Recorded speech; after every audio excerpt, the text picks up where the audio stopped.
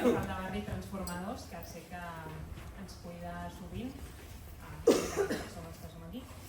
Avui presentem Lenin i Gramsci, Democràcia obrera i hegemonia, que és la darrera novetat d'edicions del 1979. És un llibre que és una obra col·lectiva d'Iván Alvarado, Alejandro Fortuna, Víctor Ríos, Fernando Zamorano i Joan Tafalla.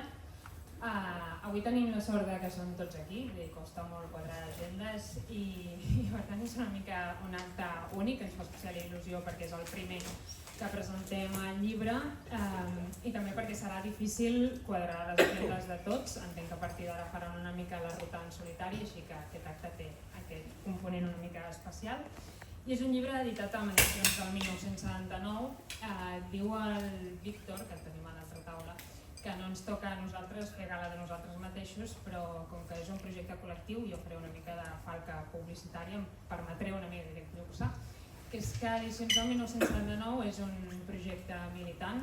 Com sabeu, les editorials independents en català en aquest país és una mica complicat que puguin...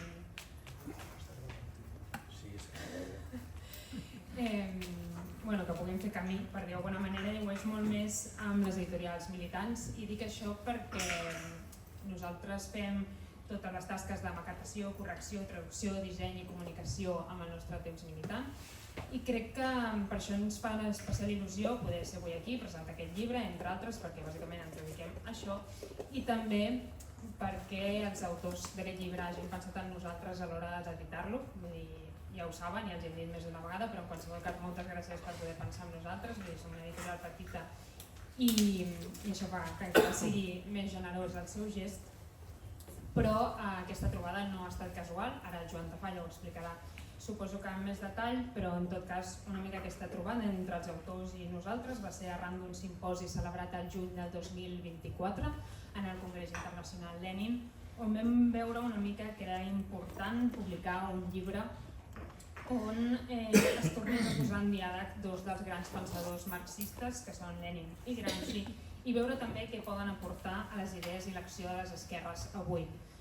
I tot això darrer és també com important, no? Vull dir, treure una mica el marxisme del museu, d'aquella caixa tancada gairebé de trencar en cas d'emergència, doncs trenquem-ho i utilitzem-ho ara, perquè si no, no sé quan serà.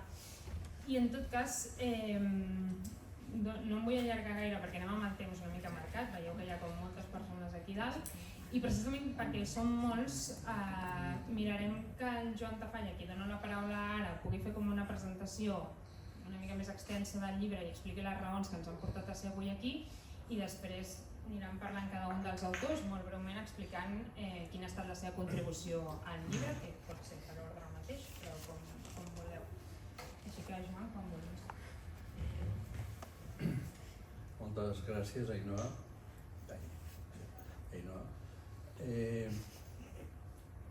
El llibre que presentem, el llibret aquest, si tens insomni i te l'emportes a dormir no et caurà sobre el cap, no et farà despertar. El llibre és tot. Si agafes el primer del Capital, quan et caigui el cap et despertarà una altra vegada. A la fase pitjor del somni. El llibre que presentem avui és una obra col·lectiva. És un recull de les 5 ponències presentades pels camarades i no obstant amics Iván, Alejandro, Víctor i Nando. Els temes són a l'entorn de la subjectivització política en Lenin-Gramsci, de l'Ivan, hegemonia, concepte leninià, d'Alejandro Fortuna, Lenin, Gramsci i Sacristan, imminentisme i actualitat de la revolució per part del Víctor Ríos, Dos mestres de vida, la relació entre Lenin i Gramsci, per part meva, i la reforma intel·lectual i moral en Gramsci i Lenin, del Nando. Els he llegit en ordre alfabètic, que és com hem decidit publicar els textos. L'origen, com ha mencionat abans l'Ainhoa, és el simposi Lenin i Gramsci, que portava el títol Democràcia obrera, hegemonia i traductibilitat, que va organitzar l'Associació d'Estudis Gramscians de Catalunya en el marc del Congrés Internacional Gramsci que es va celebrar a la Universitat de Barcelona, Lenin, perdó, que es va realitzar a la Universitat de Barcelona a finals de juny, commemorant el centenari de la mort, que va ser al gener, però el Congrés sempre anem amb uns certs horaris tipus Renfe, no? I va ser al juny. Nosaltres com a associació agraïm als organitzadors d'aquest congrés, especialment al company Roger Castellanos, l'acollida que varen donar al simpònic. El llibre, d'altra banda, dona compliment a una de les demandes expressades per bastants dels assistents, dels 40 assistents que van haver, que van formar part d'aquest simposi, que era publicar els textos.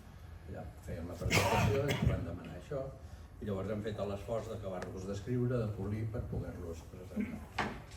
En acabar el simposi, l'amic Arnau Mayans, que està per allà, de les edicions del 79 es va acostar i ens va oferir la possibilitat de publicar-lo, aquests textos, en forma de llibre. I la nostra associació agraeix infinitament les edicions del 1979, la seva disponibilitat i a la recíproca la generositat que han tingut per acollir el llibre i per l'excel·lent treball d'edició que ha realitzat bàsicament l'Ainoa. Alguns potser pensin que estem davant d'un llibre d'erudició marxista útils tan sols per allò que es diu per als buixcafeteros. Aquella gent que... Ben al contrari, els autors considerem que esteu davant de 5 aportacions teòric-pràctiques per ajudar a refer la nostra cultura política i per trobar les vies per reconstruir una estratègia de transformació radical de la societat i de la cultura. Ho argumento breument. Vivim en uns moments de canvi d'època i de crisi de civilització. El futur del nostre poble i del conjunt de la humanitat està sobre la taula. Tant al nostre país com a la resta dels països del centre imperialista, la gent d'esquerres, no és el cas d'Amèrica Llatina o d'Àfrica, però en el centre imperialista, la gent d'esquerres, trobem enormes dificultats per fer front a un fenomen que pensàvem que no tornaria, que és el del feixisme rampant en aquests moments. En aquestes dificultats, sovint oblidem que el feixisme és la forma política que adopta el canvi radical, que adopta el capitalisme en una etapa de crisi i quan hi ha un canvi radical de les formes d'acumulació, dels equilibris geopolítics i, com he dit abans, de l'esgotament de tota una civilització. Una civilització que basada en els combustibles fòssils, que té 200 anys de vida, que no ha estat sempre així. La humanitat ha viscut la major part del seu temps amb altres tipus de civilització. Llavors, en aquest context, si no tenim en compte el que hi ha darrere o el que subjau darrere del creixement del feixisme, es fa difícil imaginar les vies per avançar cap a una humanitat lliure, igual i fraternal. A això se suma un terrible buit estratègic en la majoria de les forces polítiques d'esquerra. El moviment ha tornat a ser tot. Al fi ha tornat a ser no res. Abans que es produís la Revolució d'Octubre, això era el que predominava en el moviment. O potser quelcom pitjor, el moviment solament serveix a la reproducció de les cada cop més migrades elits hereves de les derrotes dels anys 80 del segle passat, que obren tot un cicle de crisi de l'esquerra, de divisió i, en fi, l'absència del buit estratègic forma part d'aquest panorama. La natural renovació generacional en els quadres de l'esquerra, que en aquests moments els estem veient que s'està produint, sovint es produeix en un context d'adamisme i de ruptura del fil roig del moviment emancipatori. Tot plegat és un simple epifenomen dels dramàtics canvis en la composició social de les classes subalternes des de fa dècades. El que està darrere d'això és aquest canvi en la composició social i en la cultura de les classes subalternes. El que passa en les elites polítiques és una expressió, és un epifenomen d'aquest element més profund que sovint ens dèiem a analitzar. Es crea un mur d'ignorància i sovint de menyspreu sobre l'aportació dels clàssics del marxisme. No és el primer cop que passa, però la gravetat del canvi d'època transforma aquesta ignorància en un buit més preocupant que mai. Veiem un parell d'antecedents i ja vaig directament cap a la porteria, a concretar. Durant els anys 70 del segle XX es va voler ressignificar la figura d'Antonio Gramsci contraposant-la a Lenin. Això entrava directament en contradicció amb l'opinió del propi Gramsci, que considerava, quadern 10-12, que el comunista rus era el més gran teòric modern de la filosofia de la praxis, que era la forma en què Gramsci denominava a la presó, abans no, però a la presó denominava el marxisme.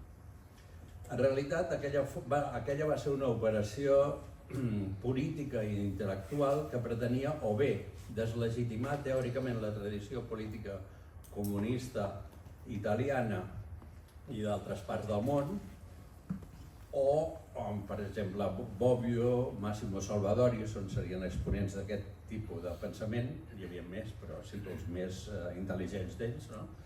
O bé subministrar una tradició respectable a la creixent socialdemocratització d'alguns partits comunistes. Aquí al nostre país tenim bastants exemples, no fa falta citar-los els que estan posats aquí, però en fi, anem de cara a la barraca. Una altra part d'aquella operació consistia en contraposar l'obra de Gramsci escrita abans de la seva detenció, que va ser el 8 de novembre de 1926, amb allò que va escriure als quaderns de la presó. És veritat que hi ha un desenvolupament entre el Gramsci d'abans de la presó i el dels quaderns, hi ha un desenvolupament, però hi ha un fil conductor que qui hagi llegit a Gramsci sap que existeix, i qui ho nega serà perquè o bé no l'ha llegit o bé li interessa per la seva operació fer aquesta distinció.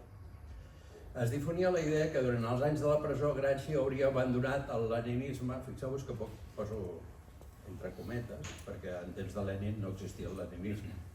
El leninisme va ser una creació posterior a la mort de Lenin, que practicava entre els anys 17 a 26 en l'època de la primera època de la construcció del Partit Comunista d'Itàlia.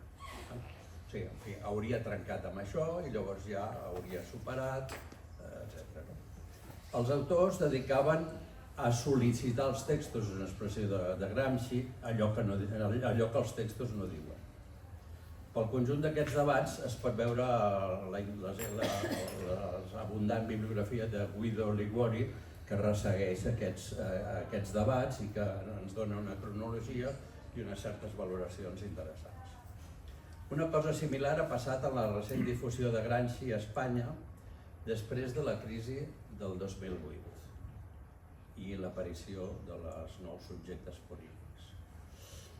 Contra qualsevol evidència històrica, filològica i política, s'ha intentat reduir a Gramsci a un simple apòstol del populisme.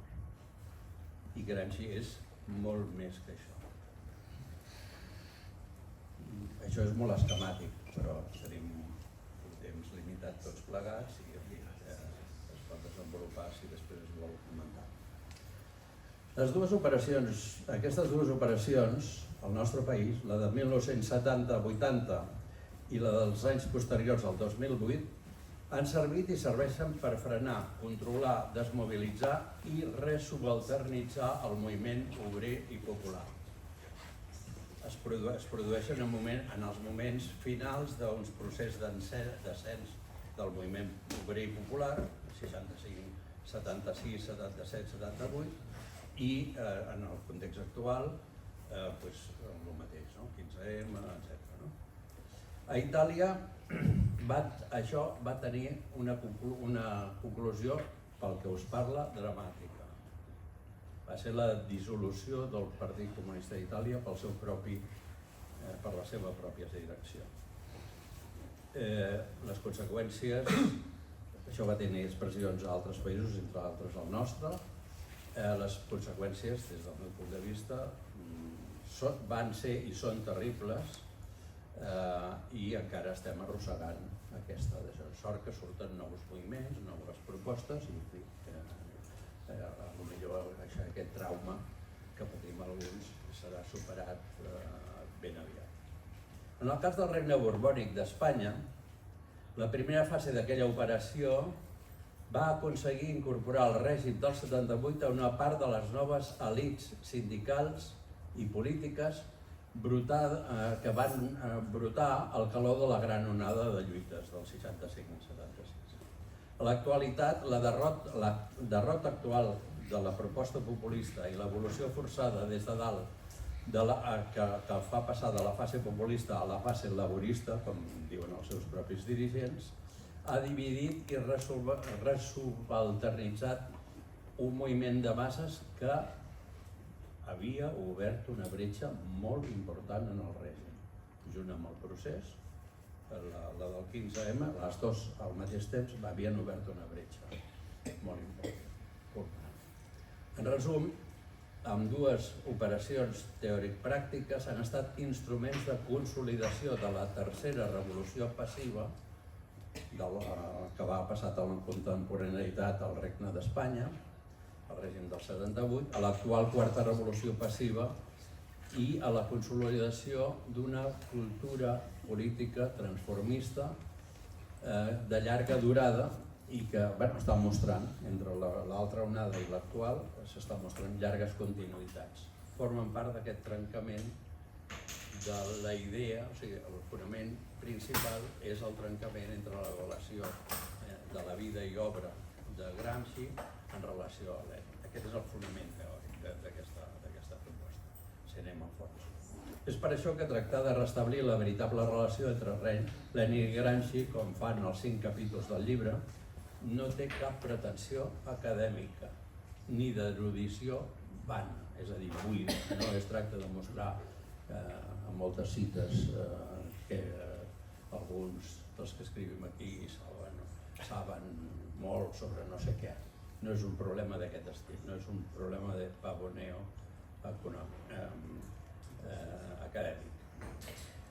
El rigor que els autors han esmerçat en provar les respectives tesis, almenys els altres autors, tan sols són una mostra de respecte als militants. És un llibre dirigit als militants i als quadres polítics i socials de l'esquerra. I el rigor en què s'ha escrit i en què s'ha intentat mostrar que les tesis que es defensen són correctes, doncs només és una mostra de respecte als militants. No és un exercici, com deia abans, de pavoneo acadèmic. I això per què ho hem fet? I acabo. Cap dels autors som aliens a la dura realitat que pateix el nostre poble i el conjunt dels pobles de la Mediterrània i del món. No en som aliens. Ens agradaria que els textos que publiquem, que hem publicat en el llibre, contribuïssin a la reflexió política i estratègica de l'esquerra en uns moments en què la formació, cito a Gramsci i tanco, la formació d'una voluntat col·lectiva nacional popular i la formació d'una reforma intel·lectual i moral de la qual el príncep modern, és a dir, el partit, és precisament l'expressió activa i operant. Aquest petit llibret vol ser una modesta contribució a la reflexió política per ajudar a que això, torni a donar-se.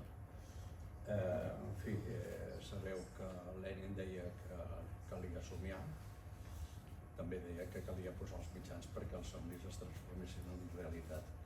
I això és una petita missatge adreçat a quadros i a militants per poder discutir, per poder ajudar a l'organització de la nova onada més tard o d'hora, més tard, esperem que més d'hora que tard, doncs ens permet avançar pels camins de les grans alamedes, com deia ell.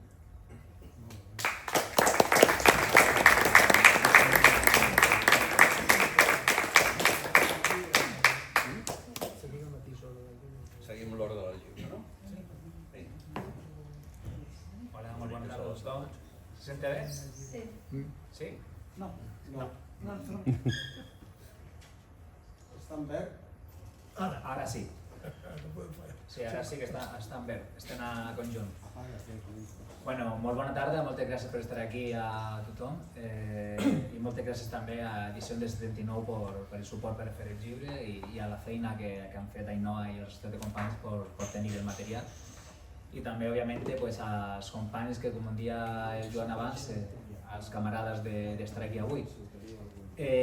La proposta, jo faré una sèrie de preguntes perquè no sé si algú ha tingut temps per llegir el llibre abans.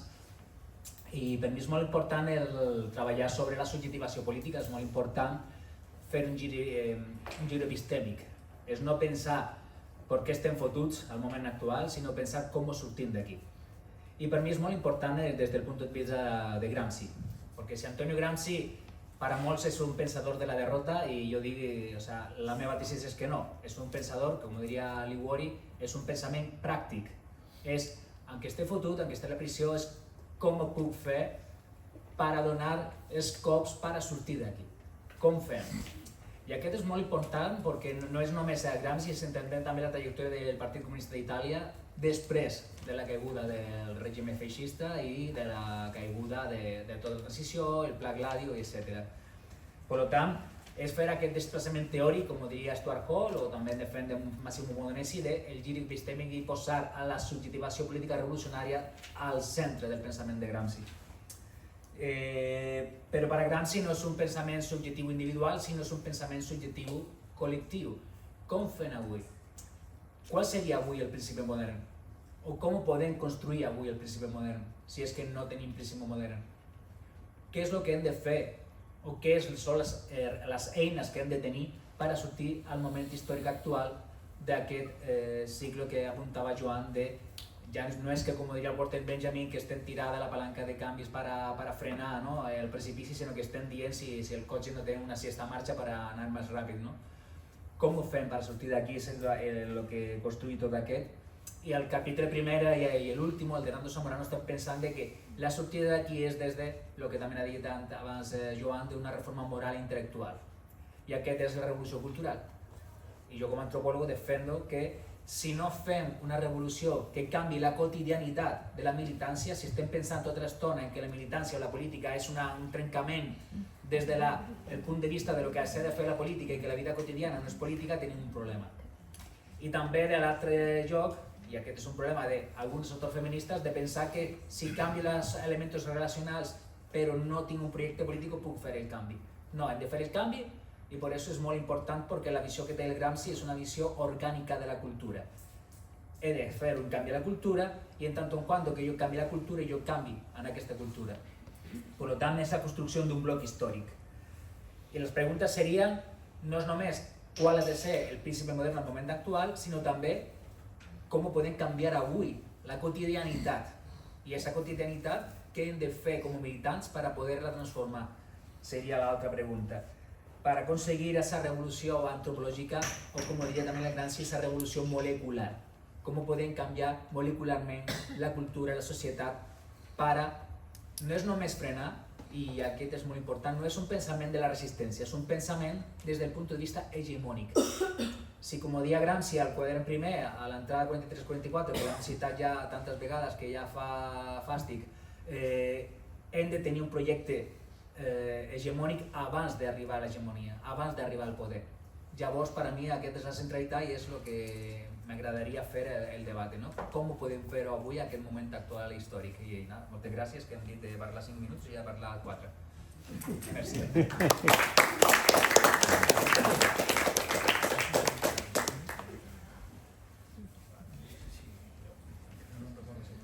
Sí, tu.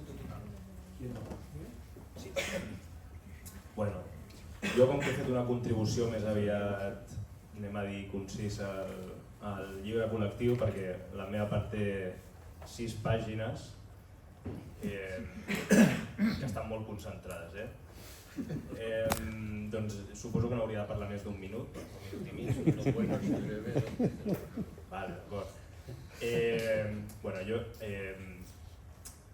A veure, en aquestes 6 pàgines simplement he tractat de mostrar, jo diria que és una mena d'anti-la Clau i Mouffe, perquè tot i que hi ha hagut molts altres autors, acadèmics o militants que han volgut portar Gramsci, o diguem, que han volgut treure Gramsci del marxisme, els que encara segueixen, és a dir, avui dia no es pot fer un anti-eurocomunisme, perquè no existeix l'eurocomunisme com a tal, però encara sembla ser, encara està molt viu la teoria del discurs i les teories de la Clau i Mouffe, segons he vist que s'ha fet algun congrés últimament, cosa que em sembla bé, però el que no em sembla bé justament és la lectura que van fer la Clau i Mouffe de Gramsci. Em sembla directament que és una lectura que buscava simplement,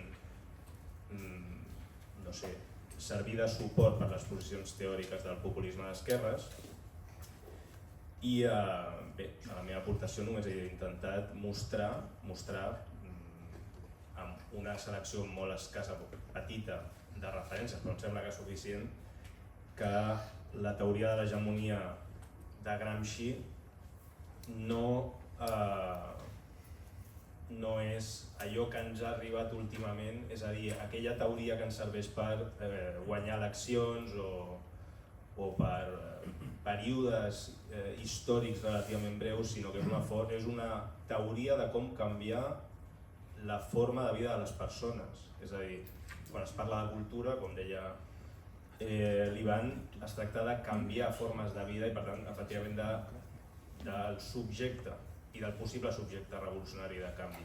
Es tracta de tots els aspectes de la vida, no només de l'aspecte, diguem, que el marxisme ha anomenat superestructural, de la ideologia, dels diaris, de la propaganda i de més.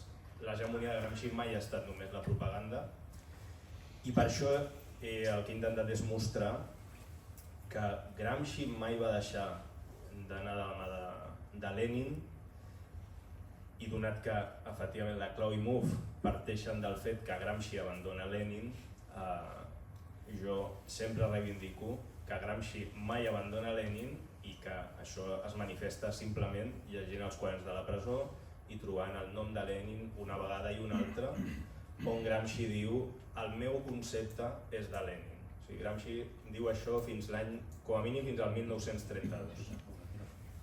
I en fi, si voleu després parlem més d'això, si algú està interessat. I dono la paraula al Víctor.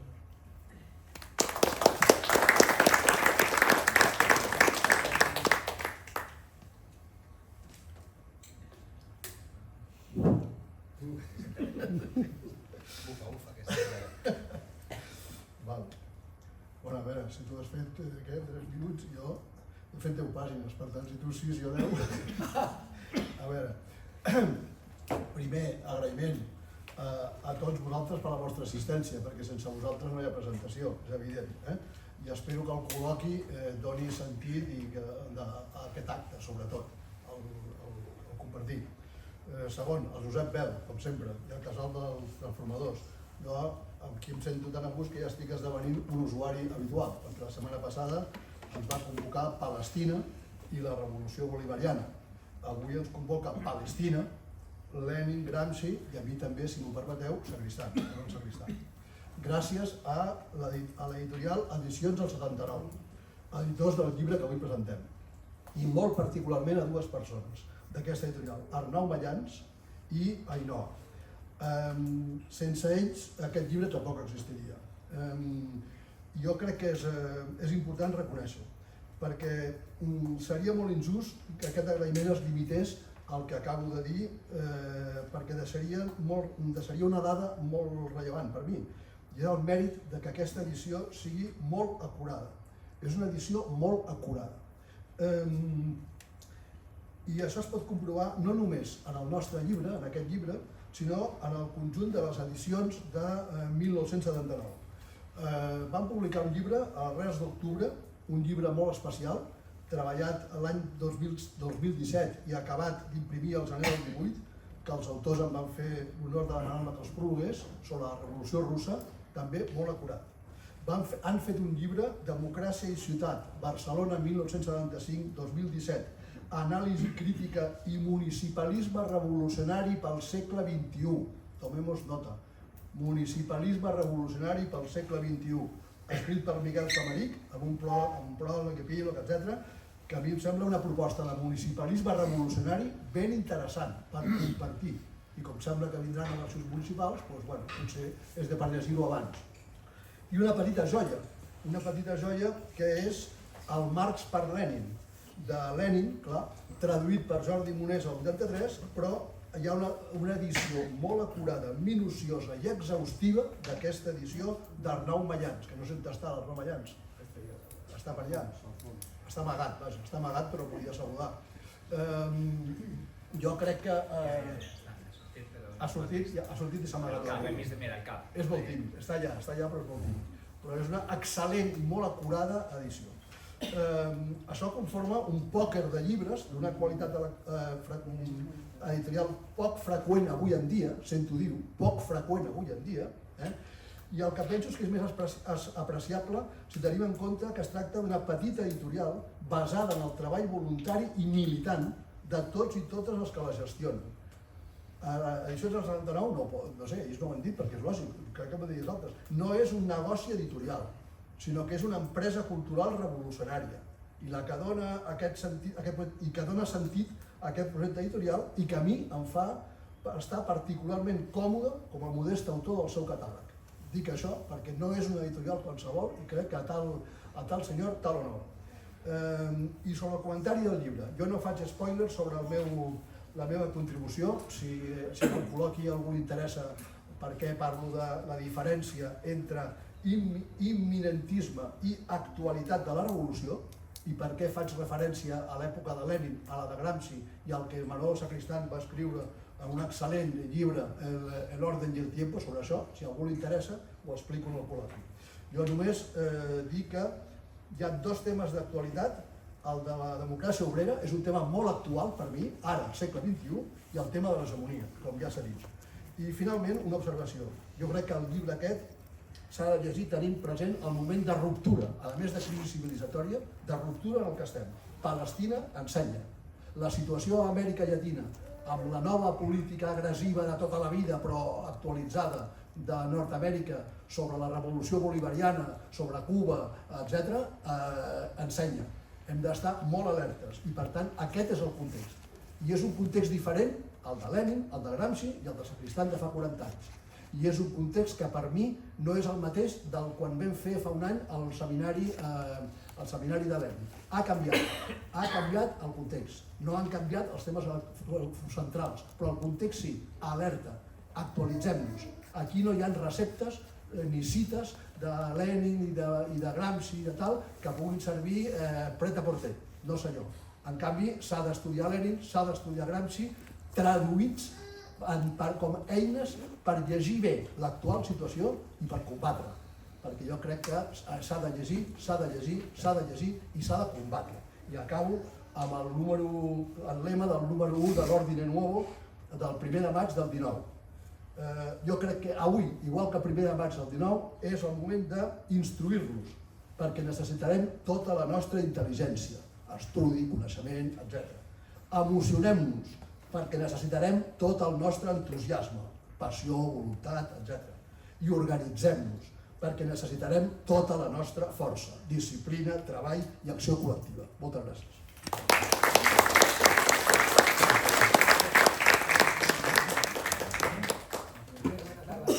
Intentant anar ràpid com la resta de companys perquè som massa gent i crec que el més interessant d'aquest tipus d'actes és el debat.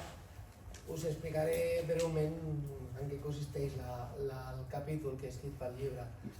El capítol està dedicat a un concepte grancià que no és dels més coneguts, que és el concepte de reforma intel·lectual i moral, que em sembla molt important posar sobre la taula i que crec que cal conèixer i desenvolupar, com ha comentat el Joan, de forma militant en els propers anys. El concepte aquesta reforma intel·lectual i moral, fent un resum molt resumit, seria una revolució que va molt més enllà. No deixa de ser la revolució, però és una revolució que va molt més enllà. Com ha comentat l'Ivan, seria quan es pot dir que és hegemònic. Doncs quan has realment la teva concepció del món és la concepció del món de la majoria de la gent. Quan el teu sentit comú és sentit comú de la majoria de la gent. No és només conquerir una pretesa hegemonia política, sinó que cal anar molt més enllà i cal anar cap a una reforma de caire cultural des d'un punt de vista antropològic. Jo he volgut, aquí a l'eix, diguéssim, del llibre, era el Lenin i Gramsci. Gramsci aquest concepte el desenvolupa, penso que prou bé amb els quaderns, està mínimament explicat a l'article. Jo he fet servir, en quant a Lenin, de Lenin la veritat és que no n'hi ha tanta cosa. Jo he fet servir l'últim Lenin, el Lenin dels darrers anys, el Lenin que està pensant, volíem fer, hem fet la revolució, però potser no han canviat tant la mentalitat de la gent com s'hauria de canviar. Perquè al final les revolucions no són allò que... no és un aconteixement predecible, que es pot planificar i que surt d'una forma planificada, sinó que és com una mena del vaixell amb el que puges i t'emportarà a on et porti. La revolució dels soviets va haver de patir molts problemes i al final va arribar on va arribar a partir va ser la pròpia correlació de forces i tota una sèrie de coses que va arribar on va arribar. Llavors jo tiro d'aquest darrer Lenin que s'està plantejant la necessitat ell parla d'una revolució cultural, aquest és el concepte, i el lligo amb un Gramsci que ja ho ha pensat, ho té molt més treballat. Però per mi el més important d'aquest concepte penso que crec que és un concepte que hem de traslladar al nostre present. No hi ha una altra salida, no hi ha salides més... Des de l'esquerra penso que no hi ha més salida que plantejar donar-li la volta al capitalisme vigent, perquè jo crec, no que ens està portant, jo crec que ja estem vivint amb aquest caos que cada vegada més es va fent més gran. Per bona part del món ja és així i així que va passar el temps, això va anar a més. He posat alguns exemples que a mi em semblaven que eren interessants, que calia tenir en compte de gent que ha treballat de Gramsci cap aquí, amb aquesta idea que jo crec que cal anar. Un seria el Wolfgang Harig del comunisme sense creixement, que també està publicat en castellà, és un llibre d'una altra època, dels 760, que si no m'equivoco va traduir Sacristán. El Berlinguer, l'Enrico Berlinguer, de l'austeritat, que malauradament no va tenir, ni tan sols el partit va ser majoritari com per poder-ho traslladar com una proposta prou forta, i hi ha algun desenvolupament que s'ha fet darrerament, fins i tot des d'aquí, des de Catalunya. Jo no incidiria més, penso que el millor seria anar amb el debat i si algú té alguna pregunta, qualsevol cosa parlem.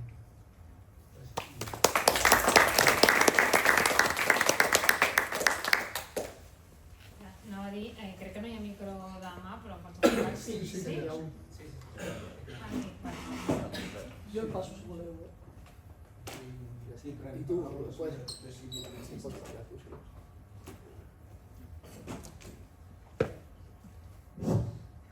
el primer. Jo.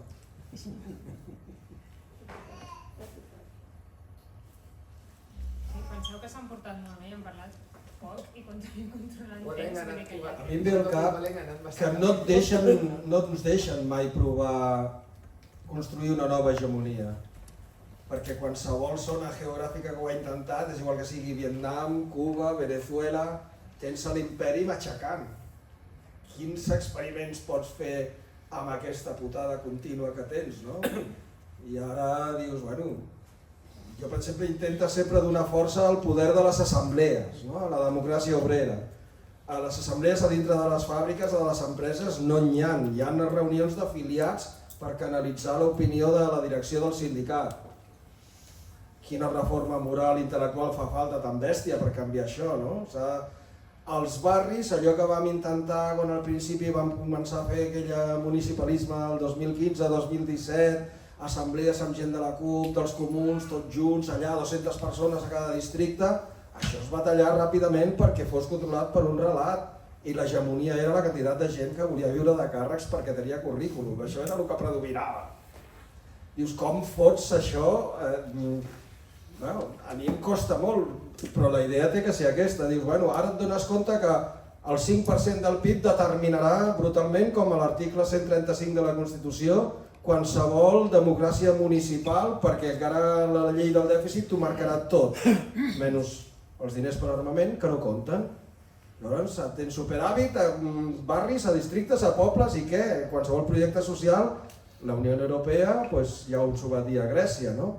I aquests límits marquen molt, i si no després els militars, com fan a Cuba, com fan a Venezuela o a altres llocs. Aquest debat és el que trobo que bum, és una hòstia a tota la cara a qualsevol intent, no? Però crec que s'ha de continuar per aquest camí de democràcia obrera. Si no, ho veig encara més difícil, només veus gent intentant escalar, col·locar-se i populisme, no? Com heu dit. Llavors, clar, jo continuo creient en això. Ara, per exemple, aquí es fan unes reunions, se n'han fet 3 ja, a la Maria i alguns hem assistit a algunes, per construir una vaga general des de la base, amb assemblees durant 6 mesos, com es va fer amb la marxa de la dignitat, per juntar, baixem els preus dels lloguers i pugem els salaris. Venen alguns companys del sindicalisme alternatiu, venen la gent de la PA, dels sindicats de les llogateres, dels sindicats de vivenda dels barris, més o menys radicals, més o menys combatius, però la idea és fer durant 6 mesos o 7 assemblees a barris, a dintre de les empreses, però et trobes que dintre de les empreses, si no ho aprova tot el comitè de comissions UGT, no hi ha assemblea, i ells teoritzen que primer l'assemblea són els seus afiliados. Com ho fas, això? I si no pares el procés productiu, et quedes amb jornada de lluita, com el de Palestina, però no hi ha una vaga obrera que pari la producció.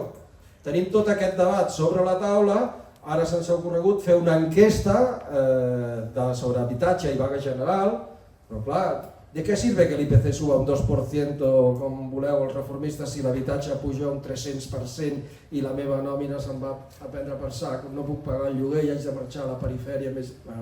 Aquests debats són els que tenim, però clar, s'intentarà una altra vegada com la marxa de la dignitat, no sabem com acabarà, però les assemblees jo crec que és l'única manera. I tot el tema militar i de rearme ens matxacarà brutalment. Els pressupostos i tot el que vingui. No? Bueno, són coses que s'han ocorregut per començar.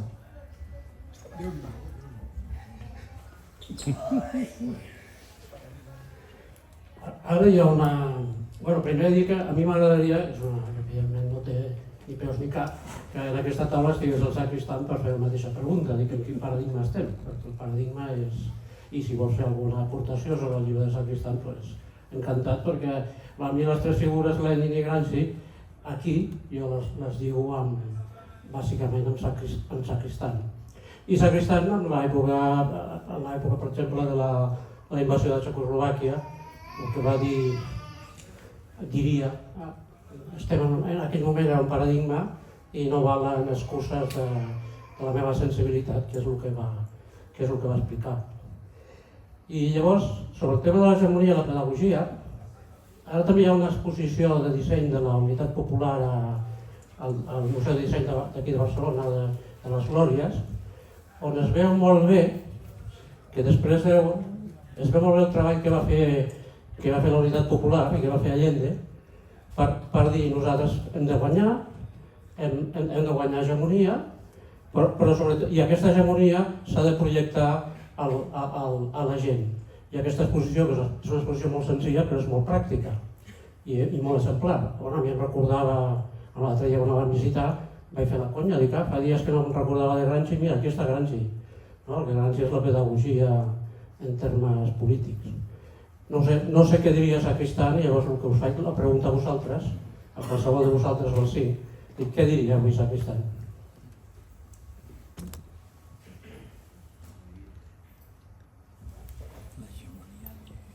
Abans de parlar, podeu dir vostre nom, així que no m'intervingui en referència?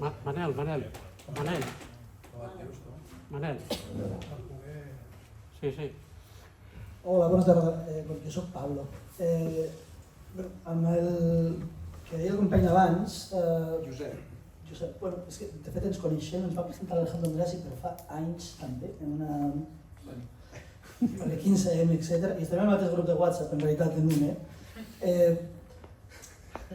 Amb el que deia el Josep, aviam si puc filar una mica la pregunta i el pensament, perquè tampoc és que jo tingui una idea de com es pot projectar això, però justament el tema del militarisme és justament el cavall de... ja no de Troia, és que no és un cavall de Troia, és la muralla aquesta que ens han ficat a sobre. És molt clar la intenció que té aquest militarisme, la guerra a Ucraïna, la guerra contra Rússia i el problema de l'hegemonia a través de les armes, el mantenir el colonialisme arreu del món, mantenir l'hegemonia occidental. No és que siguin projectes òbviament revolucionaris, ni el rus ni el xinès, aquí no és que jo estigui plantejant res d'això, però sí que porto temps donant-li voltes al tema de l'importància que té que l'OTAN i l'Occident surtin derrotats precisament d'aquests conflictes, o com a mínim molt afeblits, o suficientment com perquè no tinguin prou força per imposar una hegemonia que sí que era absoluta a posterioritat a la caiguda de la Unió Soviètica. En aquest sentit, això crec que s'entroncaria amb el gran problema que han tingut les nostres democràcies ben bé des del naixement i contra el que més s'empentava el moviment obrer per construir una democràcia el més radical possible, que era el tema d'allunyar l'esfera econòmica, que sempre ha estat molt incardinada en els sistemes liberals de representació. Ens pot agradar més o menys, per exemple, Carlos Fernández Díria defensa molt el tema del plantejament de la democràcia liberal, però el problema és que, com sempre diu, no és realitzable en un context de capitalisme, perquè es desdibuixa, perquè des dels inicis del liberalisme, quan es compraven les voluntats de vot per fer qualsevol cosa que sigui. El moviment obrer, justament, el sorgiment dels partits polítics proposat per Marx, precisament tractant de combatre això, l'afebliment d'aquests grups corporatius, que en realitat és que sembla que estan posant-lo tot en aquest militarisme per mantenir manu militari aquest control hegemònic. O sigui, pot ser l'esquerda o la finestra de possibilitat o el que sigui per a implantar o per desplaçar aquests grups corporatius pogués ser una possibilitat a nivell internacional, en el que el projecte imperial sortís afeblit. I no sé com veieu això. Has vist algú més? Albert, a mi estic preocupat, m'interessa. Gramsci diu que per aconseguir l'hegemonia cal una revolució cultural, una revolució de les idees. I això és molt important. perquè el temps de la il·lustració va ser una revolució de les idees i va aconseguir l'hegemonia social, segons certs estudiosos del tema. Bé, llavors ens trobem que actualment el pensament d'esquerra, el pensament transformador, ha passat del marxisme clàssic al postmodernisme. Hi ha hagut tot una corrent que té els seus orígens amb el pensament francès, amb la French Theory, de Sartre, basat també en Nietzsche i en Heidegger, un pensament conservador i reaccionari, i això es basa el pensament postmodern, relativista, que ha penetrat en el pensament de l'esquerra, en la substitució dels partits polítics pels moviments socials i un afebliment, jo crec que ha sigut una gran desgràcia pel pensament d'esquerra, la penetració del pensament postmodern hegemònicament tant a l'acadèmia com als moviments socials com als partits polítics. Per exemple, no sé, una dirigent com és Ada Colau diu que la seva filòsofa preferida és Hannah Arendt. Jo he estudiat Hannah Arendt perquè em semblava interessant i he trobat una pensadora conservadora que menyspreua els temes socials, antifeminista, antilluites colonials, en molts casos antiintegració de la població afroafricana, i m'ha sorprès moltíssim que una pensadora com aquesta, a partir dels seus textos, sigui un referent avui dia de l'esquerra que es diu transformadora. Llavors, com veieu tot això? Ara aquí reivindica Lenin i Marx, però l'esquerra, que avui dia és majoritària, Lenin no el reivindica, evidentment.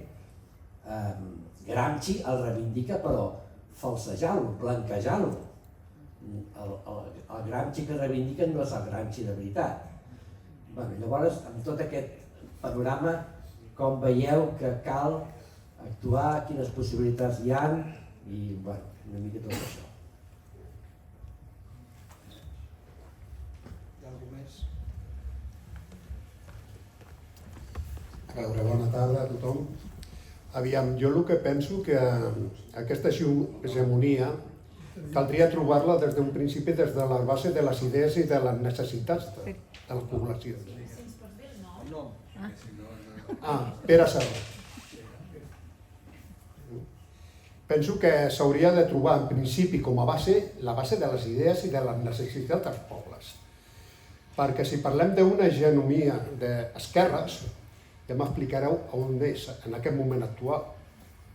Perquè penso que en aquest moment el que es treballa més és per estratègies per guanyar eleccions que per solucionar els problemes dels ciutadans i ciutadanes. I això ens ha comportat, que, com dèieu abans, per què avança l'extrema dreta? Per què? Perquè no s'han fet polítiques d'esquerres. Encara s'estem plantejant el tema de l'habitatge social. Tenim ajuntaments, el Prat és un referent del que podria ser un dels ajuntaments més d'esquerra. Tots els serveis privatitzats, totalment. Es fa una moció per la pau, la voten en contra. Per què? Perquè depèn de qui la presenti. Això, aquesta contradicció, es reflexa en la societat. I això comporta aquesta desafecció. Per tant, a partir d'aquí, és molt difícil trobar aquesta hegemonia. Si no ens reunim i som capaços de dir ho basem en les idees i en les necessitats de la ciutadania. Serà molt difícil, Si m'ho permeteu, amb tota la humilitat, us he de dir que penso que ens equivoquem. Penso que hem d'anar a trobar les idees, a unificar els criteris i veure quines necessitats tenen. Avui tenim un repte al món. La tecnologia avança, la mà d'obra ja no ens necessiten per treballar. Què farem? Que som la majoria dels treballadors. Aquest és l'altre repte. O ens assentem, analitzem i reflexionem sobre aquests temes, o penso que el referent. Hi ha aquesta hegemonia que volem trobar, serà difícil de conquerir. Disculpeu per per la meva desafecció en aquest moment. Gràcies. Molt bé, Pere.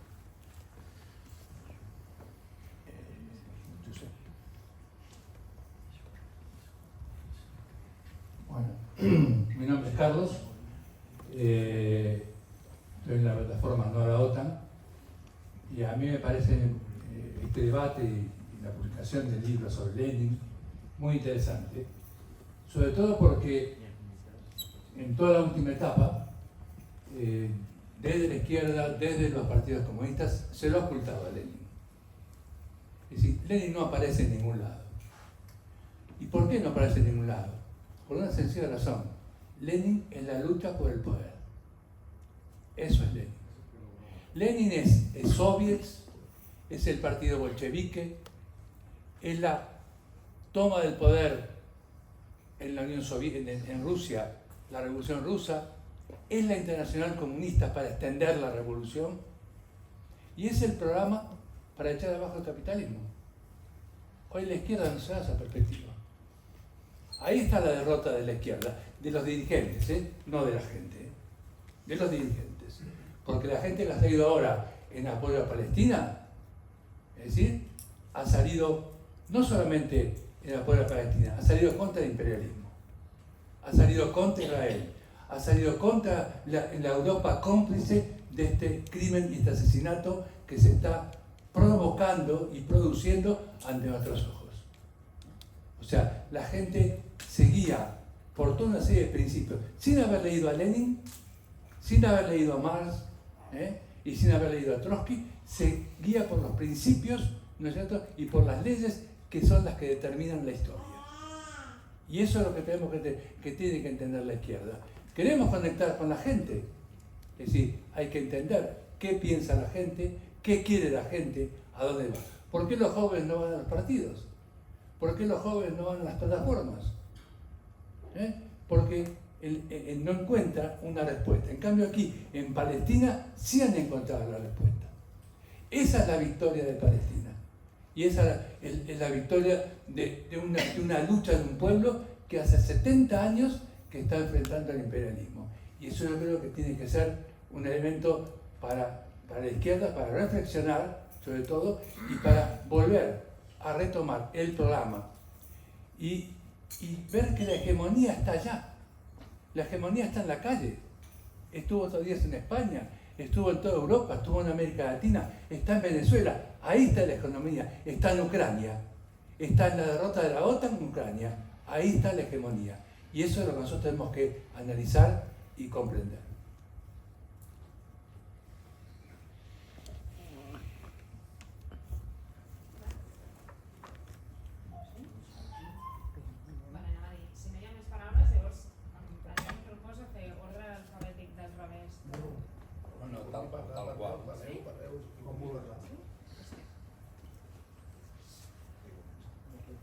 Comencem amb ordre alfabètic, cada un si ha res a dir, que no ho digui.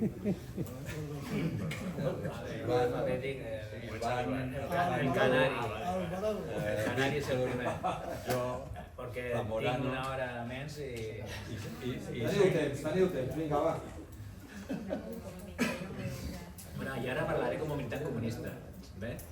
És molt important comprender que no podem estar només a les idees, sinó, si grans és un pensament de la filosofia de la praxis, és com podem fer praxis. I aquest és com podem fer la conquista de la quotidianitat. També Trotsky dedica molts llibres a la vida quotidiana i també com convertim el partit en un operatiu pràctic. I per mi és molt important, jo tinc la desgràcia que estic viu a Madrid, soc canari, viu a Madrid i també gràcies a la Laia vinc molt aquí i tinc els companys. Llavors estic sempre en aquest trio de ciutats i a tot arreu és com ho construïm i a tota l'estona és palos a la roda. A la universitat la lluita per tenir un rector o una rectora d'esquerdes, montar la campanya i és trobar-te que la gent diu bueno, si me lo hubieras dicho hace 2 años, es que ahora tal, porque no han llegado a Lenin, perfecto, pero no es aquí, sino proposta.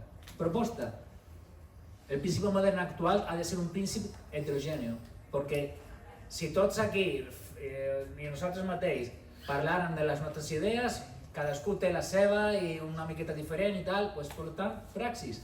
I és a la lluita on ens trobarem, és a la lluita on trobarem els camins conjunts. I clar, equivocándonos, por supuesto, pero es que cuando Heidegger dijo lo único seguro es la mort, no, y lo único seguro también es que nos vamos a equivocar.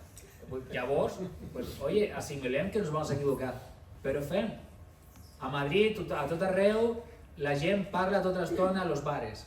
I parla una canyita, altra canyita, i parla, a Madrid, lo mal...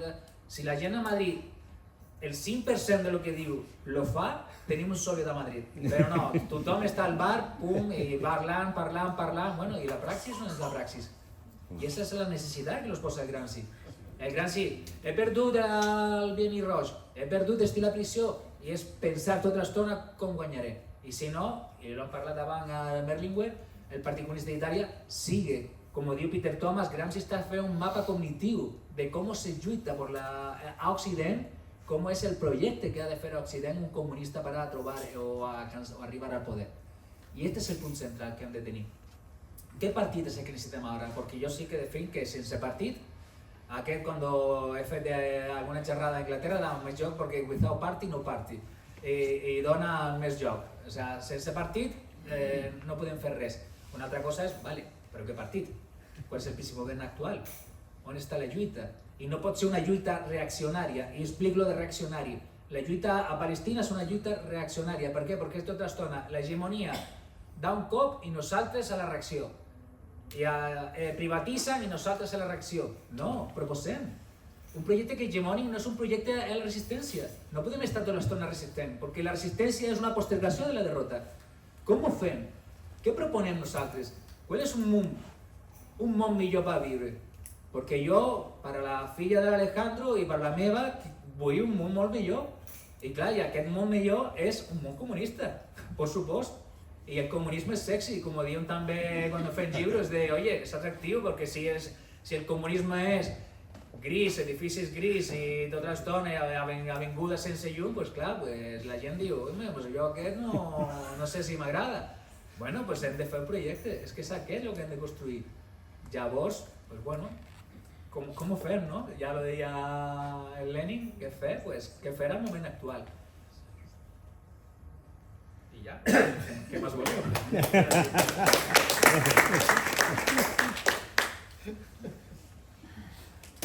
Bueno, jo responent crec que un parell de preguntes, o almenys part de les preguntes, diria que, a veure, sempre és difícil, o sigui, no farem ara un què fer, no? Perquè tampoc sabríem ben bé què fer, per on començar. Què fer potser sí, però no per on començar. Però en qualsevol cas, si haguéssim de començar per algun punt, jo crec que el primer que hem de fer, i dic a Catalunya, a Espanya i a Europa, és admetre que som subalterns. Som subalterns. És a dir, no som hegemònics en absolut.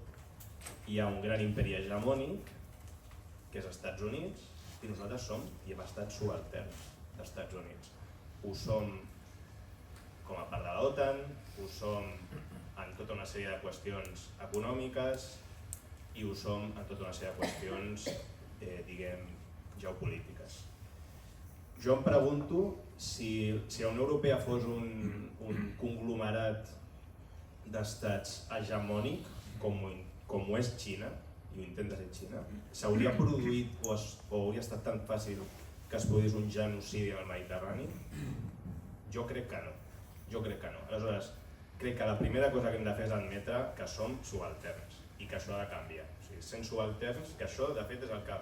És una de les coses que volia fer Gramsci, és a dir, les classes quan Gramsci parla de les classes subalternes, està parlant justament d'això, d'unes classes que són explotades i que a més són subalternes d'una classe hegemònica que les explota. Aquest seria el primer punt. Ara, com fem això? S'ha de canviar el món sencer, vull dir, no és només fer propaganda, no és només... Cal escriure llibres i parlar i reunir-se i demés, però cal fer altres coses. Ara bé, si parlem només d'aquest terreny, que és el que típicament se li adjudica a Gramsci, el terreny cultural entès en el sentit més acadèmic del terme, ara que precisament ara que Juan del Val, el magnífic Juan del Val ha guanyat el Premi Planeta i ha anat dient aquest personatge per ràdios i teles que ell escriu per la gent. Tots sabem que Juan del Val no escriu per la gent. Mai a la vida ha escrit una línia per ningú. I ho dic això perquè en els quaderns de la presó hi ha innombrables pàgines on Gramsci pensa la qüestió de la literatura i de la literatura popular i de què vol dir fer literatura popular i de per què la literatura italiana a la seva època no era popular, en què també parla contra el populisme literari, per allò que parlàvem abans del populisme, Gramsci estava contra el populisme. En fi, jo no sé com es pot dir que Gramsci defensi el populisme, però, clar, avui dia el que hem de fer és obrir mons, no? Això que deia, perquè s'ha produït una reforma antropològica, una transformació antropològica enorme i l'hem de revertir d'alguna manera. I això, en aquest àmbit, es comença per obrir mons possibles. És a dir, hi ha possibilitats alternatives i això, clar, implica, primer de tot ja us dic, entendre que estem en una posició subalterna i que per canviar, ni que sigui per començar, la forma de veure el món és important admetre aquesta idea i anar cap a l'intent ni que sigui de tornar-nos una força hegemònica en el món.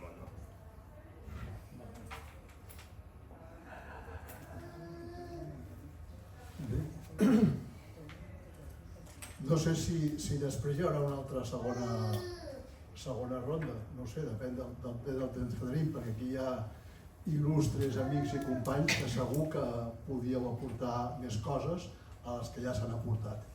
Jo en primer lloc saludar totes les intervencions, quan dic totes és totes, les que s'han fet. Això és el que volíem, el que modestament intentàvem. Fer 35 minuts d'exposició nostra i la resta, això que estem fent. Josep, totalment d'acord? Bé, jo estic d'acord amb tot el que s'ha dit, per tant, no polemitzaré, sinó que puntualitzaré algunes coses. Josep, el que has dit, construir poder popular, per mi és fonamental. Construir poder popular a la societat i a les empreses. No és dicotòmic. A la societat i a les empreses. Construir poder popular a les empreses, tu ets un exemple que té una llarga trajectòria, com altres, de com es pot fer i quins obstacles hi ha. Construir poder popular a la societat, també, comunitat. Sabent, construint comunitat, que estem potenciant les individualitats dels que construïm comunitat, que no és antitètic amb defensar una eclosió d'un individu que es va convertint en un individu nou a mesura que es transforma en la vida quotidiana i en les relacions socials. I per tant, no és antitètic en dir, no, és que jo m'he de cuidar de mi mateix. Yo, lo primero soy yo mismo, tengo que tener un equilibrio para luego poder aportar. Cuando yo esté bien, entonces aportaré. Nàstic de plàstic. Tu estaràs bé quan amb altres et sentiràs millor, vas construint. I amb aquest construir amb els altres et sentiràs millor. Si no, estaràs més deprimit, estaràs més enfonsat, estaràs més desencantat. Honesta, construeix amb altres. Evidentment, no a ganivetades, com s'ha dit per aquí.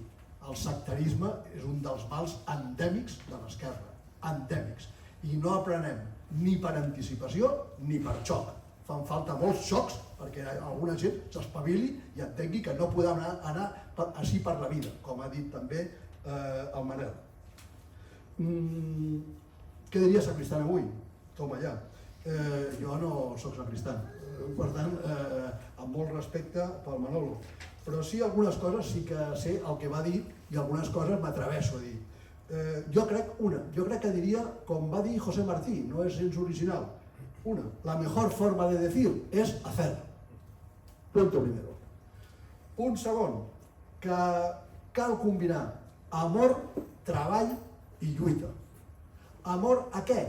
Amor a tot. Des de lo més proper, cuidar la família, cuidar els amics, cuidar els més grans de la família i els més petitets. Això del revolucionari que no tenia tiempo de cuidar a los suyos porque estaba todo el día haciendo la revolución y haciendo reuniones, s'ha acabat ja, o s'havia d'haver acabat. Això és una lacra. Per tant, primer, cuidar l'entorn proper. Segon, Amor a la natura, perquè som part de la natura, entendre que som part de la natura i que no anem a dominar la natura, i això ja vol dir moltes coses. Tercer, amor al coneixement, amor a l'estudi, amor a tot el que significa aprendre, conèixer per transmetre. Tot això és amor. Treball. Treball vol dir treball. I treball vol dir superar també la divisió, en nosaltres mateixos, la divisió entre el treball intel·lectual i el treball manual. Donar exemple. No es yo me dedico a pensar y a escribir y a dar charlas.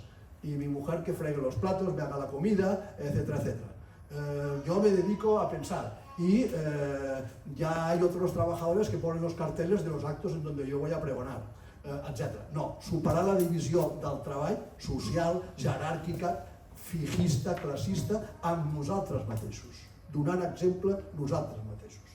Lluita. Lluita vol dir compromís. Compromís en tots els sentits. Saber què dona sentit a la teva existència, què dona sentit a la teva vida, amb quin projecte de vida tens tu. I això és interpel·lar-se a un mateix i a partir d'aquí lluitar. I el compromís és una cosa que ha de ser, a la meva opinió, alegre, no sacrificat. No es me sacrifico mucho, soy muy masoquista, pero así me ganaré el cielo. Alguns es guanyaran el cel, altres pues no ens fa falta guanyar-nos al cel. El que volem és el cel a la terra, aquí i allà. I per tant, no és per anar després no sé quin paraís o quin limbo, sinó que és per aquí estar amb els de baix, estar amb els pobres. L'opció pels pobres, aquí els cristians aguanten molt més que els marxistes cientificistes, que quan se'ls hi cauen los palos del sombrajo de lo que habían calculado de la ciencia del marxismo y eso no ha funcionado, uno, el Coletti, Lucho Coletti, se hace berlusconiano. Otro, el representante del Tusser en la tierra madrileña, Gabriel Albiach, se hace de la FAES.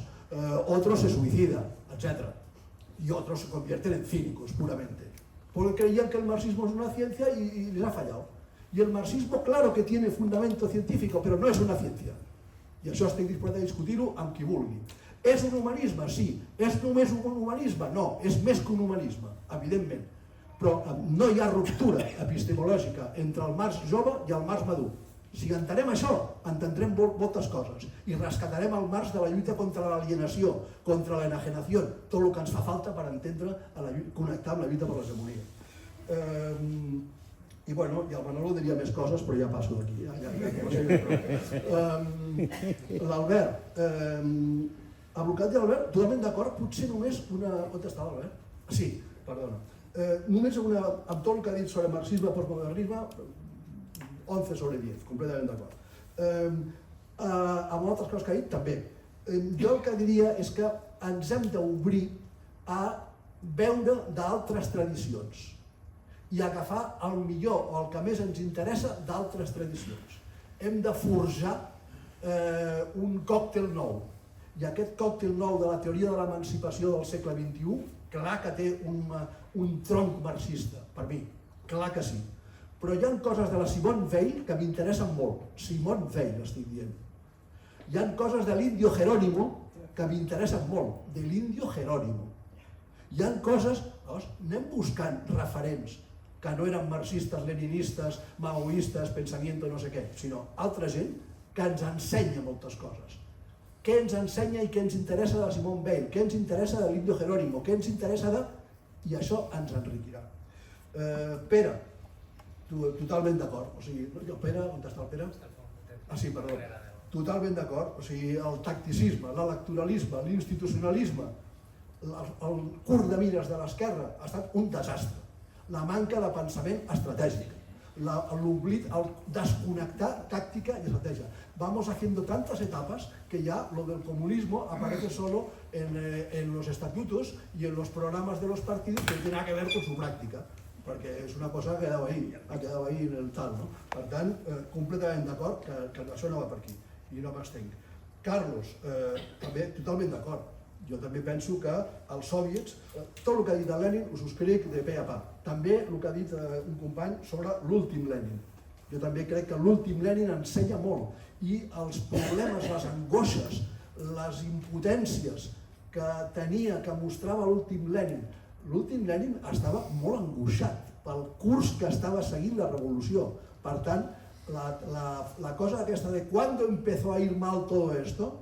Aquí podien tenir una discussió entre historiadors i entre tal i qual, però el Lenin ja va donar alertes, El Lenin ja va donar alertes en el seu moment, i ara no és el moment potser d'estendre'm amb aquestes alertes. Jo vaig fer una xerrada sobre l'último Lenin, que la podeu tenir allà per allà en un dels vídeos que el Joan Tafalla arreplega sempre, amb molt de criteri. I per acabar, pessimisme de la intel·ligència i optimisme de la voluntat, aquesta fórmula del Gramsci, hem de concretar-la. I jo diria anàlisi concreta de la situació concreta, i aquesta anàlisi concreta de la situació concreta vol dir del món i de Catalunya,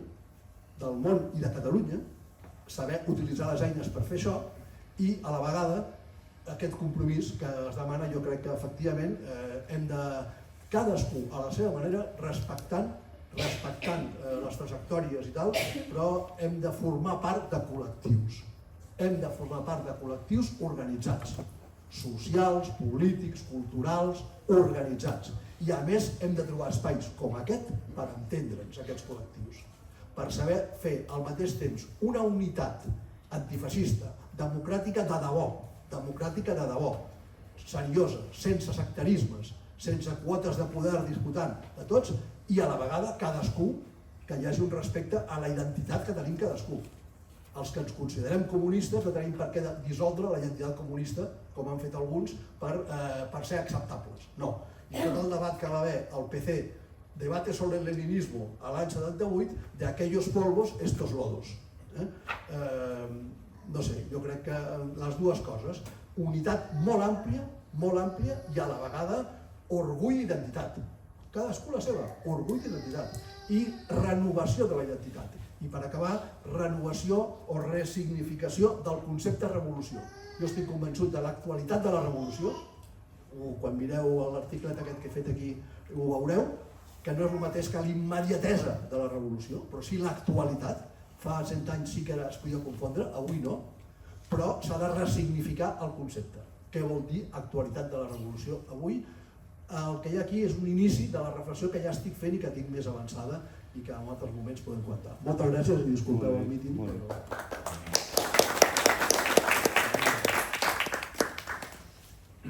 Bé, intentant ser telegràfic i esperant que això no sigui la primera mentida que dic. Passa bastant, seré breve i després.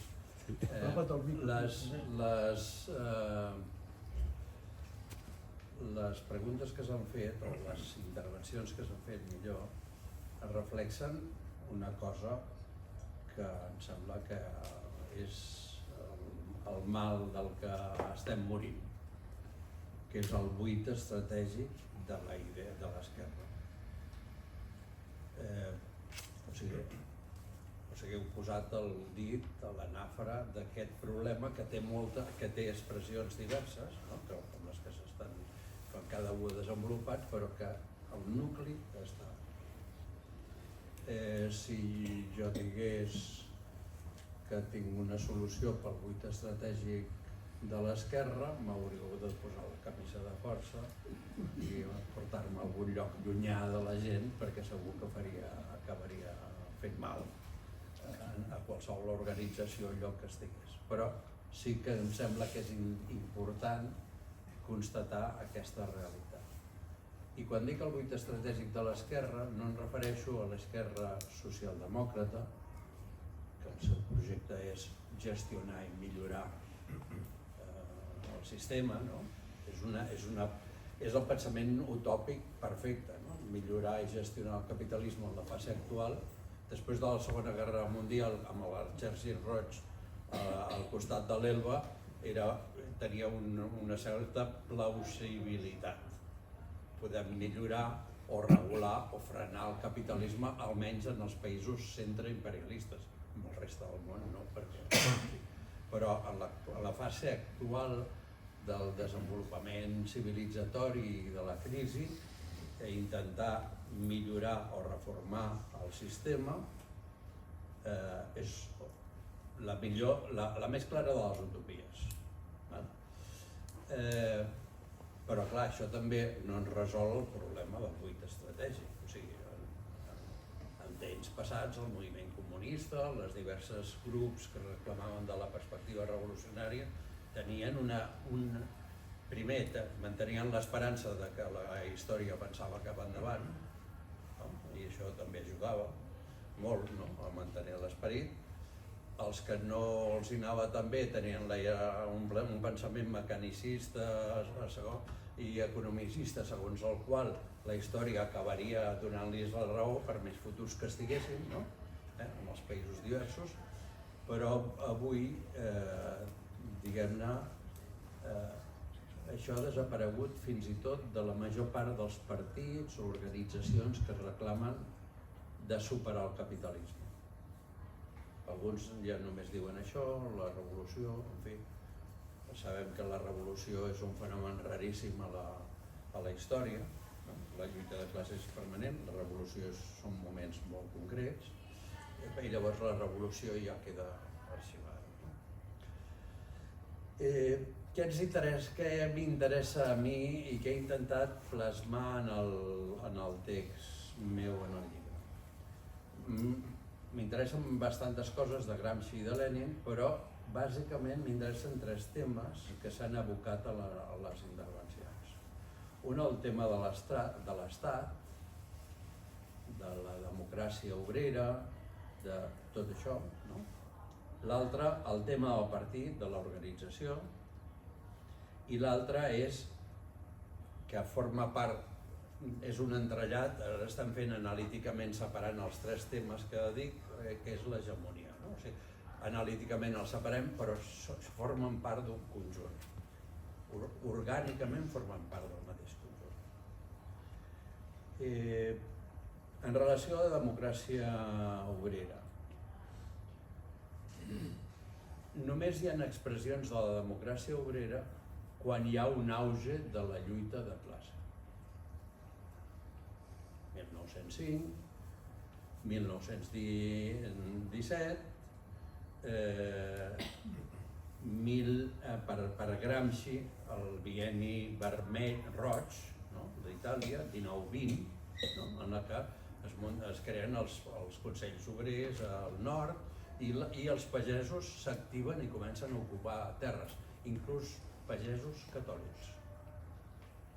No només els pagesos rojos, sinó també els catòlics comencen. Llavors, en aquest context neix la democràcia obrera. La democràcia obrera no és una teoria que algú pugui escriure, no? I això es reflexa amb Lenin, amb la seva evolució entre l'Estat i la Revolució i els seus escrits últims.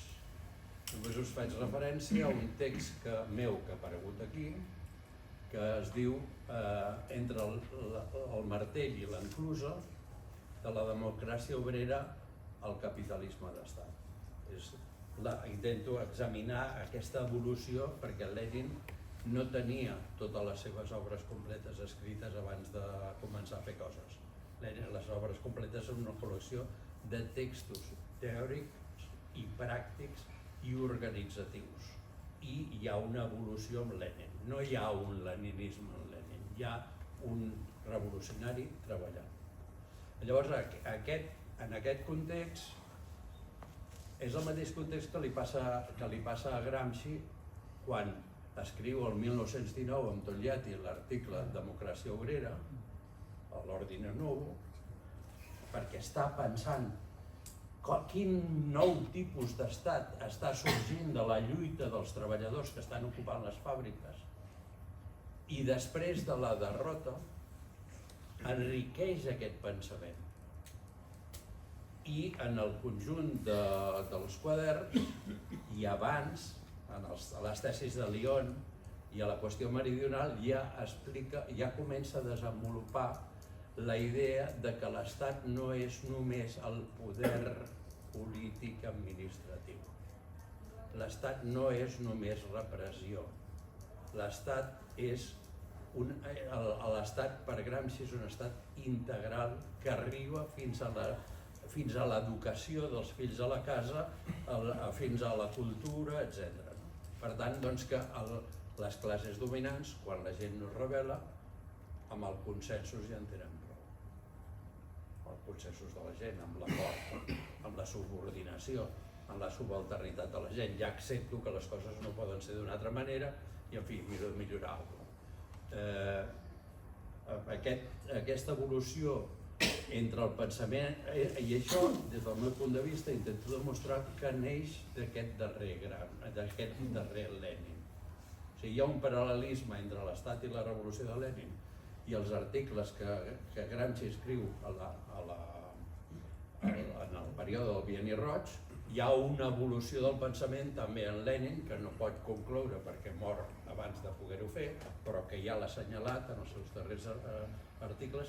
Hem pres el poder, però no tenim l'hegemonia. És el que, no ho diu així Lenin en aquestes paraules, però si llegiu sobre la cooperació, més val poc però bo, etc., doncs trobareu aquesta idea. Per tant, això ens crea un problema estratègic. No vaig més enllà d'aquí perquè jo tampoc no tinc la solució a aquest problema estratègic. L'únic que estic intentant fer en els darrers temps és intentar constatar que això és així i a partir d'aquí quin projecte d'estat tenim. Esperem que un dia el poder ens caigui del cel perquè, en fi, s'ha produït un miracle, hem anat a Lourdes. Com construïm aquest poder?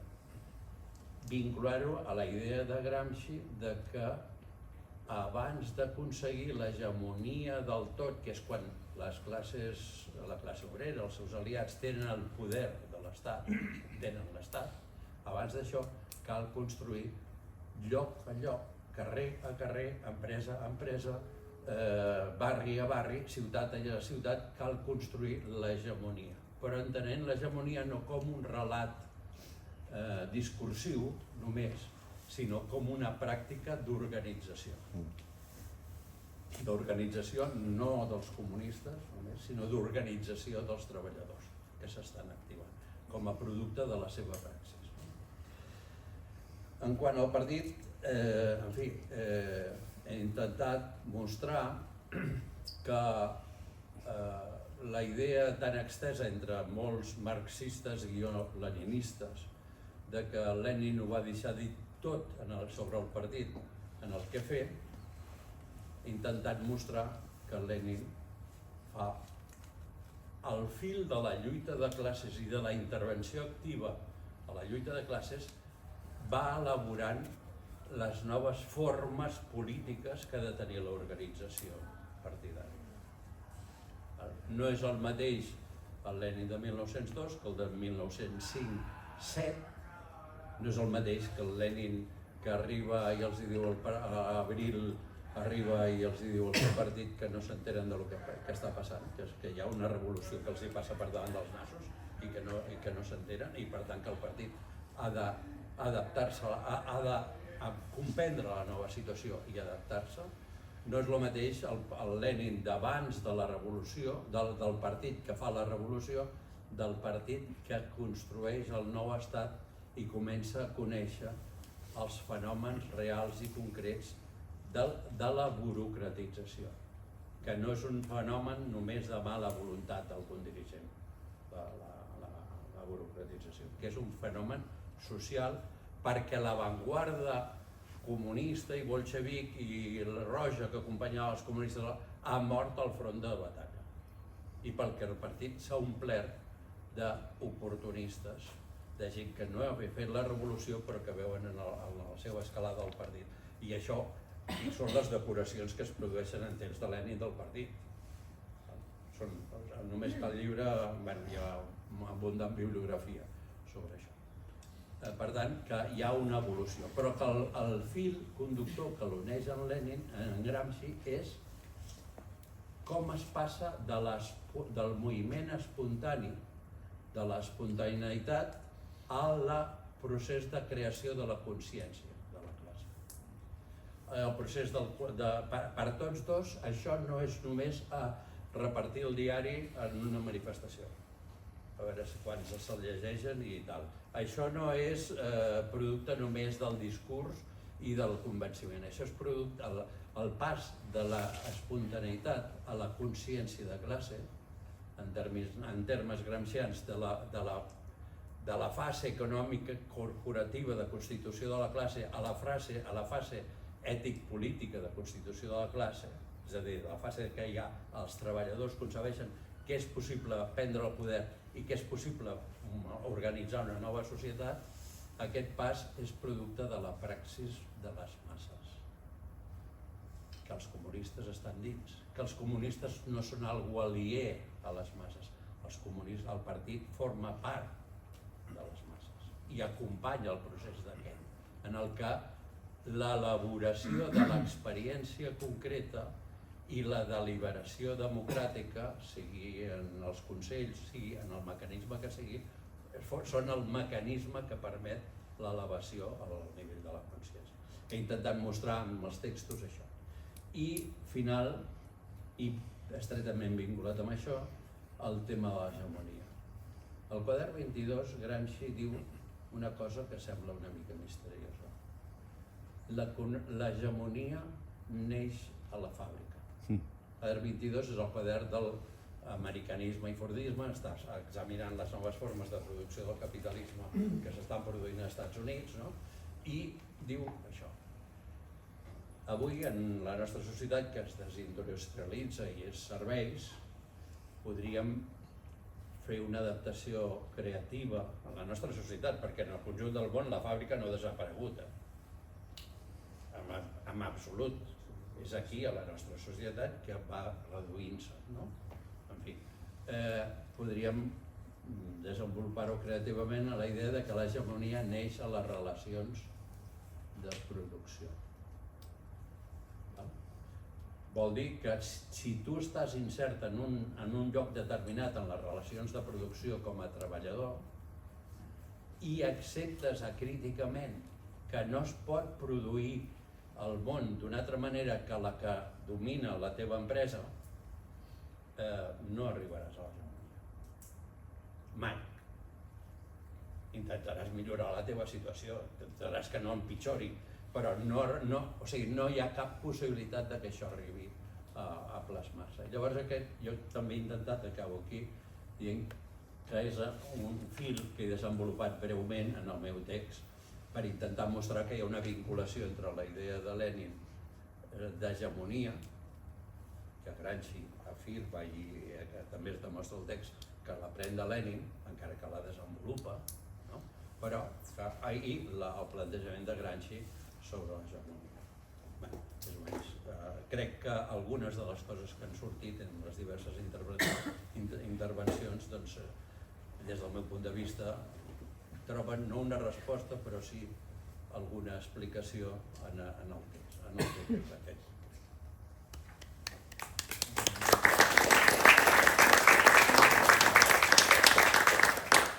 Bé, jo crec que penso que la major part de les qüestions que heu presentat ja han estat contestades i crec que molt ben contestades per part de la resta de ponents. Jo l'únic que afegiria és que amb aquest concepte de reforma intel·lectual i moral ens hem de plantejar que és un punt d'arribada.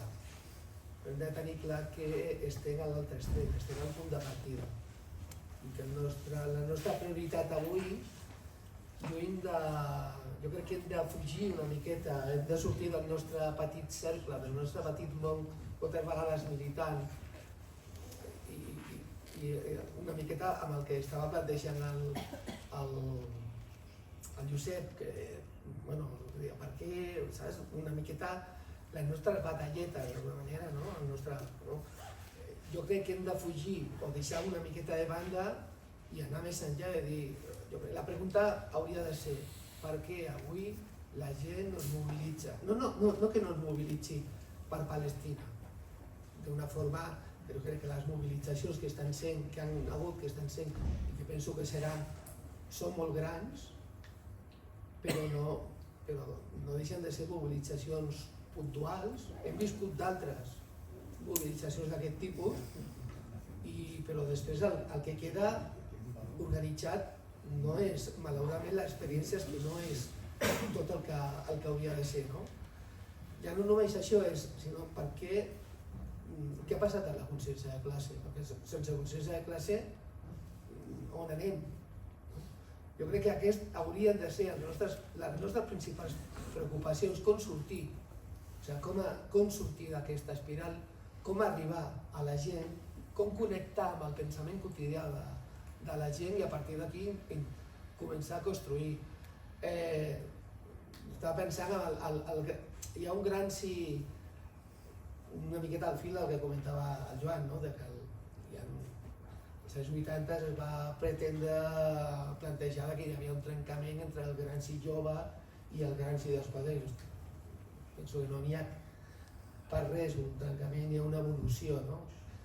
Hi ha un article molt conegut del Gran Sí Jove, que és aquest que es va fer l'EMA, aquest odio als indiferents, que aconsello a tothom que no l'hagi llegit, que el llegeixi, que és un gran sí jove que sents que la sang li està cremant, que diu, ve a dir, però què fa la gent? Com pot ser que la gent no es bellugui en tot el que està passant?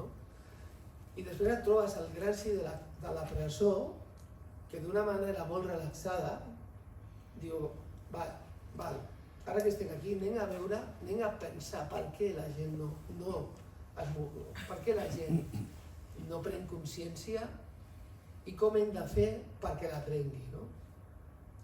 Jo crec que aquesta hauria de ser la nostra principal, a part de donar suport a tots els plantejaments que ha fet la resta de companys i la resta de ponents, però crec que hauria de ser una de les principals feines militants a plantejar-nos amb els propers temps, perquè és que sense adonar-nos el nostre dia a dia a vegades ens fa allunyar-nos d'aquest objectiu i acabem separats de la gent a la que volem arribar i acabem bellugant-nos amb el nostre petit món i una miqueta encerclats en cercles tancats i aliens al món que volem connectar. Molt bé.